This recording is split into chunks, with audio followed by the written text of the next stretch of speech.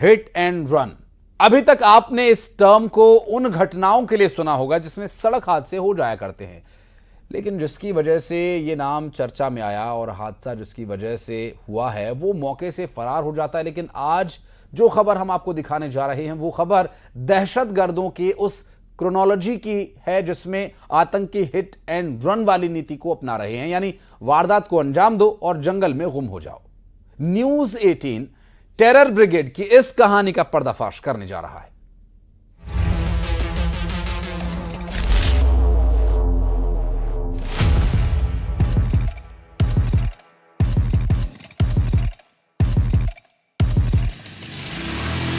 जाते हैं इन पहाड़ों में, बहुत जगह इनको छुपने के लिए, कभी भी किसी टाइम भी आ सकते हैं।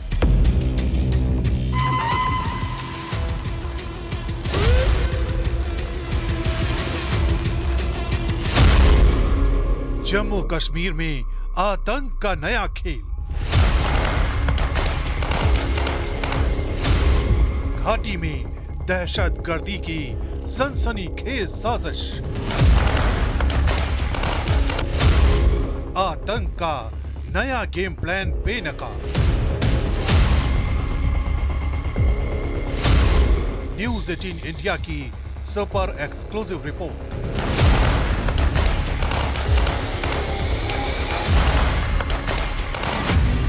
आतंक का फन जब जब उठने की कोशिश करता है, भारतीय सेना के जाबाज उसे कुचलने का काम करते हैं।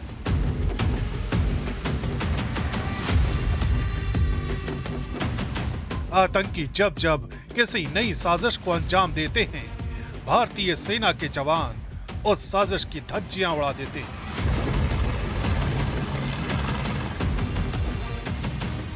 टेरर ब्रिगेड जब जब देश की संप्रभुता को टारगेट करती है, तब तब भारतीय सेना उसे मुंहतोड़ जवाब देती है।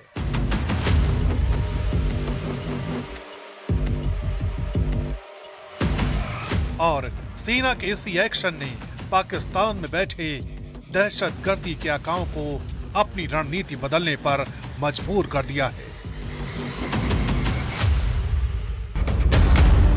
बीते कुछ महीनों में सेना को आतंक की स्ट्रेटजी में आए बदलाव का साफ पता चला है।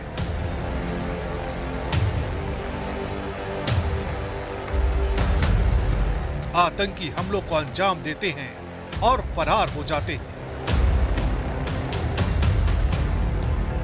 सेना को यह भी पता चला है कि दहशतगर्दी की इस नई प्लानिंग में आतंकियों ने जंगलों को अपना सेफ हाउस बनाया है।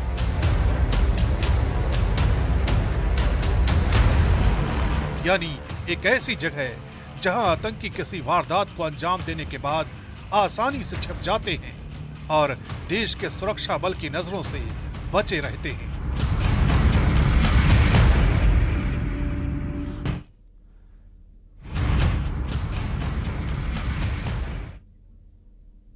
90 के दशक से अब तक जम्मू कश्मीर में सैकड़ों आतंकियों को ठिकाने लगाया जा चुका है। आतंकियों के कई मिशन क्रैक करके उन्हें धराशायी किया जा चुका है, लेकिन इस बार सेना के सामने एक नई चुनौती है और वो है आतंकियों से निपटना जो हिट एंड रन की रणनीति के सहारे सुरक्षा बलों और सिविलियंस को टारगेट करते हैं और गीदड़ों की तरह जंगल में छिप जाते हैं।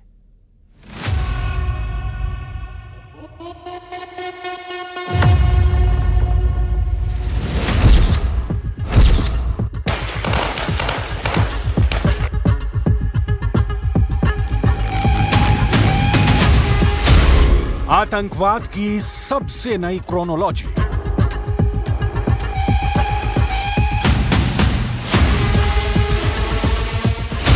आईएसआई के गुर्गों का सबसे नया पैटर्न।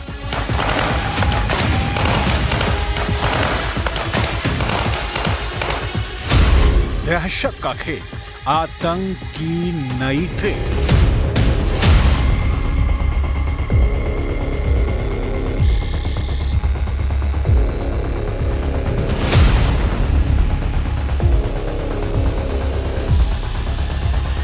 जम्मू कश्मीर में आखिर कैसे आतंकियों ने हमलों का पैटर्न बदला है, कैसे उन्होंने छिपने की जगहों को बदला है, किन लोगों के सहारे आतंकी दहशत का खेल खेल रहे हैं और किस नई तकनीक के सहारे वो अपने मकसदों को पूरा करने में जुटे हुए हैं। एक एक सवाल का जवाब आपको इस रिपोर्ट में मिलने वाला है, लेकिन उससे पहले जम्मू डिवीजन के इस नक्शे को देख लीजिए। राजौरी, पुंछ, डोडा, उधमपुर, रियासी, कठुआ, किश्तवाड़, रामबन, ये वो इलाके हैं जो इस वक्त आतंकियों के सबसे पसंदीदा ठिकाने माने जा रहे हैं। बार बार सेना के हाथों मुंह खाने के बाद आतंकियों ने इन जगहों को इसलिए चुना है क्योंकि भौगोलिक स्थिति बेहद दुर्गम है।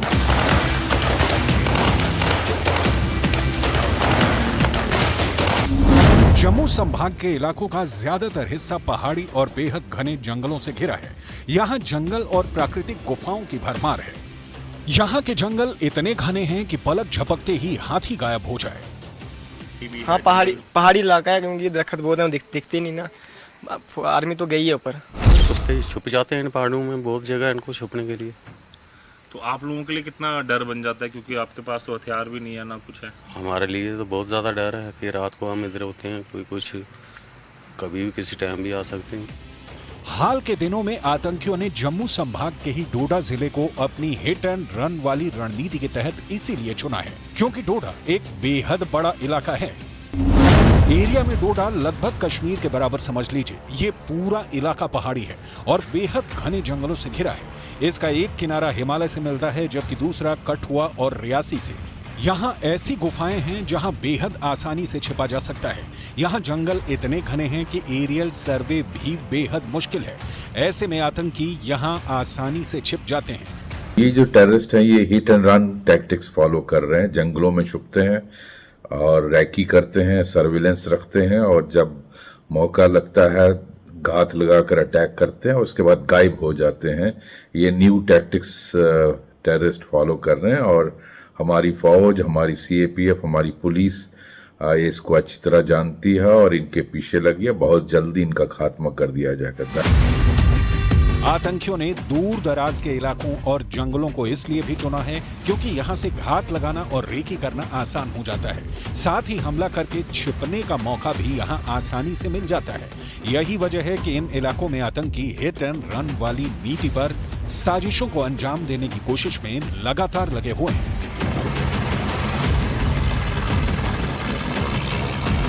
हर पहाड़ी के ऊपर हमारा कंपनी पोस्ट, वो कंपनी पोस्ट पेट्रोलिंग करता था आसपास के इलाके में, वो ऑपरेशंस करता था। उसके इंटेलिजेंस सोर्सेज हर कंपनी के थे। उनके गांव में उन्होंने अपने जो है वो सोर्स बना रखे थे, तो उनको खबर हो जाती थी कि कुछ आ रहा है, कोई आया है, और वो एकदम सतर्क हो जाते थे। दावा किया जा रहा है कि इस हिट एंड रन वाली रणनीति के तहत पाकिस्तान से आए 50 से 60 आतंकियों ने जम्मू संभाग के अलग अलग जिलों में पहाड़ी और जंगलों के इलाकों में अपने ठिकाने बना लिए हैं। ये आतंकी हमला करो और भागो की नीति पर अपने मिशन को अंजाम देने की कोशिश कर रहे हैं। खबर तो ये भी है, अफगानिस्तान से आए ये आतंकी इतने ट्रेंड हैं कि दुर्गम रास्तों पर भी इनकी चाल बेहद तेज होती है और ये देखते ही देखते आंखों के सामने से गायब हो जाते हैं। सुरक्षा बल के रेडार से बचने के लिए ये आतंकी वीपीएन यानी वर्चुअल प्राइवेट नेटवर्क के सहारे ऐप का इस्तेमाल भी करते हैं, जिससे आतंकी संदेश के साथ साथ अपनी लोकेशन भी एक दूसरे को भेजते हैं, लेकिन इसकी जानकारी किसी को नहीं मिल पाती। इतना ही नहीं, दावा तो ये भी किया जा रहा है कि ये आतंकी अमेरिका में बनी M4 राइफल का भी इस्तेमाल कर रहे हैं। ये ऐसी राइफल है जो बुलेट प्रूफ जैकेट को भी भेदने में सक्षम है। खास बात यह है कि इन आतंकियों का मकसद हाई वैल्यू यानी बड़े चेहरों को टारगेट करना है ताकि इनको ज्यादा से ज्यादा सुर्खियां मिल सकें।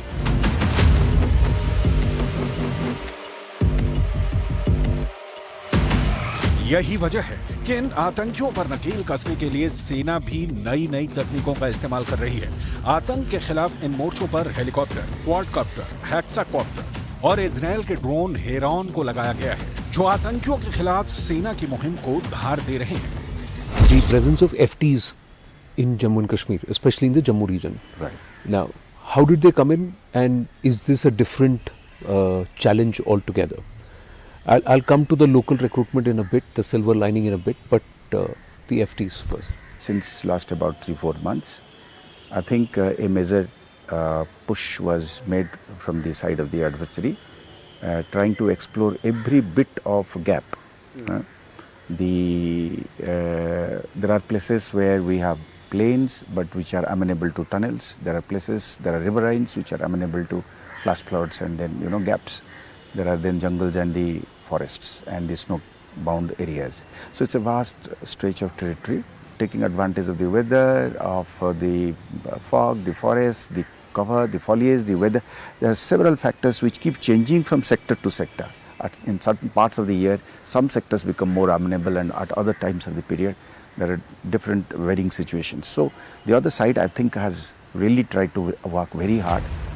एक कहावत है कि गीदड़ की मौत आती है तो वो शहर की तरफ भागता है, लेकिन इस बार पाकिस्तान के खुफिया एजेंसी ISI के इन आतंकी गीदड़ों ने जंगलों का रास्ता चुना है, जहां सेना की बंदूकें उन्हें उनकी गुफाओं से खदेड़ने और मौत की नींद सुलाने के लिए लगातार लगी हुई हैं।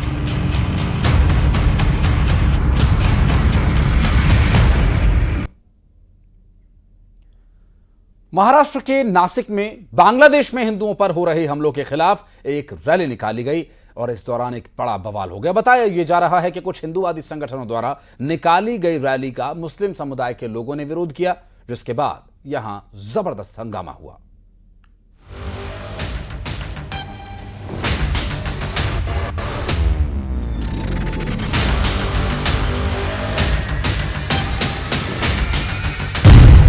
नासिक में रैली के दौरान बड़ा बवाल।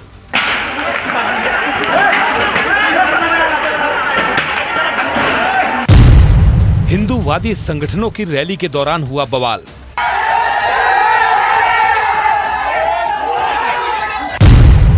बांग्लादेश में हिंदुओं पर हमले के विरोध में हो रही थी रैली।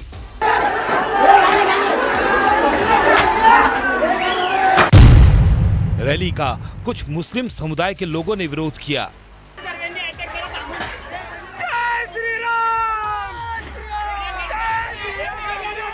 नासिक से आई इन तस्वीरों को जिसने देखा वो हैरान रह गया।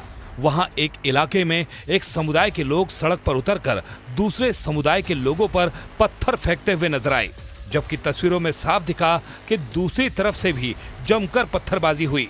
हालांकि इस दौरान वहां कई पुलिस वाले भी नजर आए, लेकिन पत्थरों की इस बारिश के बीच वो बेबस ही दिखे, बल्कि भयंकर पथराव के बीच वो खुद को बचाने की कोशिश करते रहे।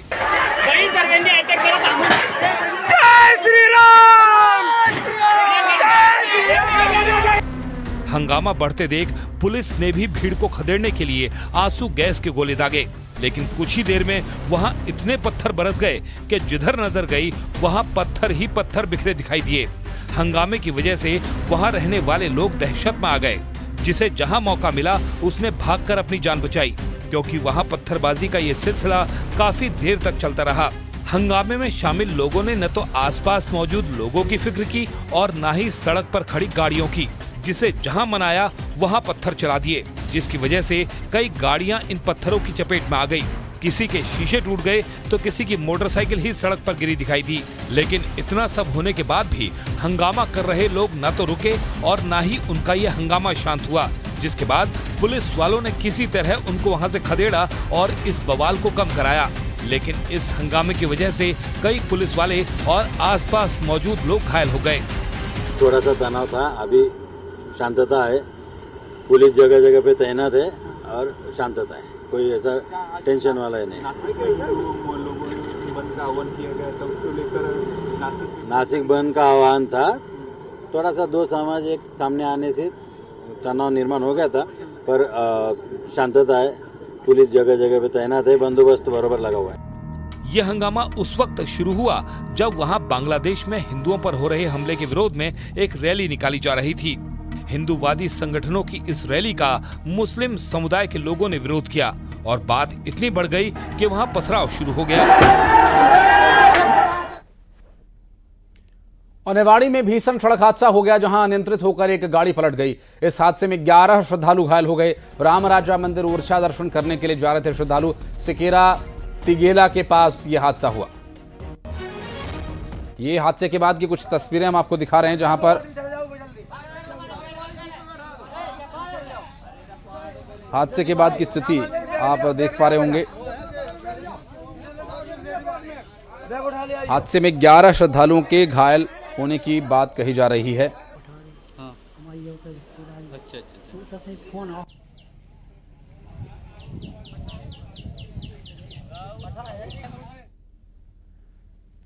और श्योपुर में एक तेज रफ्तार बस हादसे का शिकार हो गई। बताया जा रहा है कि ड्राइवर को नींद की झपकी आ जाने की वजह से बस सड़क से उतरकर पुलिया के पास एक पेड़ से जा टकराई। दरअसल इस हादसे में बस में सवार 7 लोग घायल हो गए और सभी घायलों को कराहल के सामुदायिक स्वास्थ्य केंद्र में भर्ती करवाया गया। ये बस जयपुर से शिवपुरी लौट रही थी, जो शिवपुरी हाईवे पर कराहल कस्बे के पास पेड़ से टकरा गई।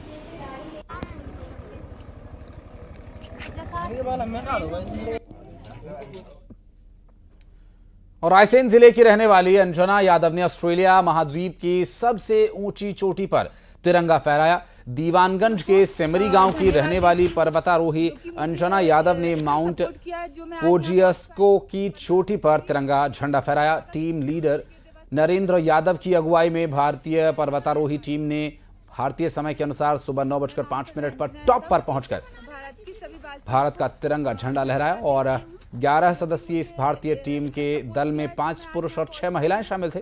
मध्य प्रदेश, छत्तीसगढ़, उत्तर प्रदेश, हरियाणा के ये पर्वतारोही रहने वाले हैं।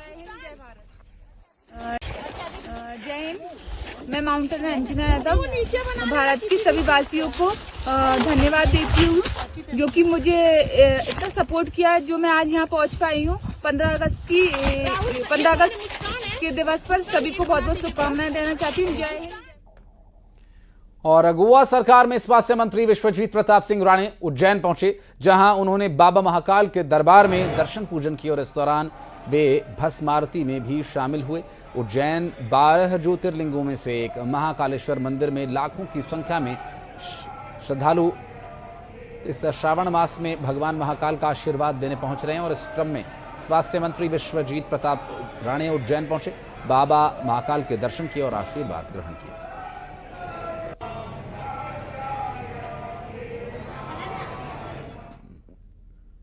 बॉलीवुड के डांस मास्टर और रियलिटी शो डांस प्लस के जज कोरियोग्राफर रेमो डिसूजा उज्जैन पहुंचे, भगवान महाकाल के दर्शन किए। रेमो डिसूजा अपनी पत्नी लिजेल डिसूजा के साथ इंडियाज बेस्ट डांसर के जज टेरेंस लुइस के साथ महाकाल के दर्शन करने पहुंचे। नंदी हॉल में बैठकर भगवान महाकाल के उन्होंने दर्शन किए।